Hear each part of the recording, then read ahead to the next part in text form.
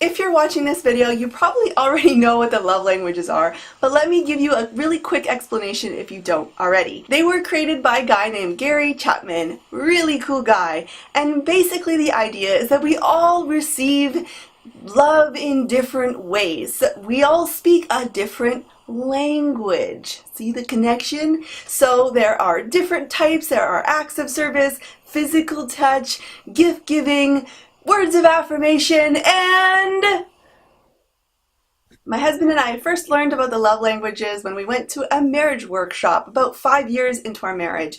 We were blown away because what we realized was that we were trying to show love to our spouse, to each other, in the way that we felt loved. For example, I love acts of service. When my husband cleans up the kitchen, I feel loved. So there I was, cleaning up the kitchen, cleaning our bedroom, doing laundry, getting him coffee. And that was the way that I was showing love. Meanwhile, he wasn't feeling the love. I wasn't speaking his love language, which was, guess it, physical touch. Now, this worked for a while for us. We're like, I'd give him a hug and he'd do something nice for me, and we were doing this doodly switcheroo thing until something happened. We were in the kitchen and we were having an argument about sex because we were fighting a lot about sex those days, and he said, look, you aren't speaking my love language, therefore I'm not going to speak yours. And he walked out of the kitchen, which was dirty, the kids were crying, and I felt alone, abandoned, and basically really crummy. I felt like he was using the love languages against me. And you know what?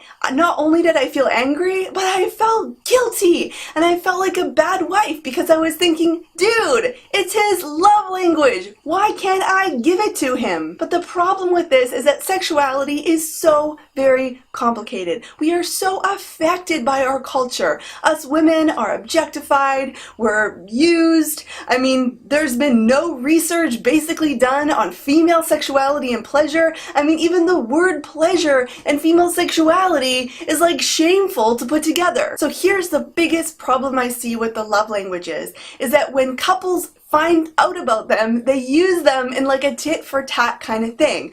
I'll do your love language if you do mine, and if you don't do mine, I'm not going to do yours. But what it really should look like is that you are both 100% responsible to the marriage, not for the marriage. I mean, you're not responsible for keeping it together because that's a whole bunch of variables there, but you're responsible to show up 100% as much as possible. And for me, showing up 100% to meet my husband's love language meant figuring out my own sexuality. I had never been taught about female pleasure. I mean, we're not even allowed to talk about the clitoris in schools, so how would I? So what really taking care of my husband's love language looked like for a long time was not having sex. And that might seem counterproductive to you, but I tell you, in the long run, it worked because I was able to get a break, I was able to focus on myself and really figure out what made my body work, what made me feel relaxed, what made me look forward to having sex,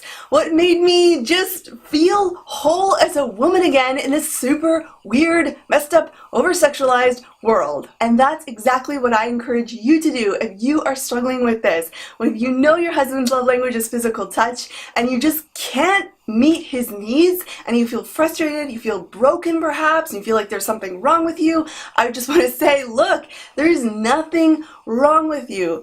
If you do want more information about this, if you want to know how I did it all, please check out my free video. It's in the description below, how to want it more without increasing expectation from your husband, because we don't need any more pressure, right? We got enough. We have so many to-do lists. We don't want to have sex on the to-do list. We don't want it to be a chore. So please check out that video and I will talk to you soon. Bye!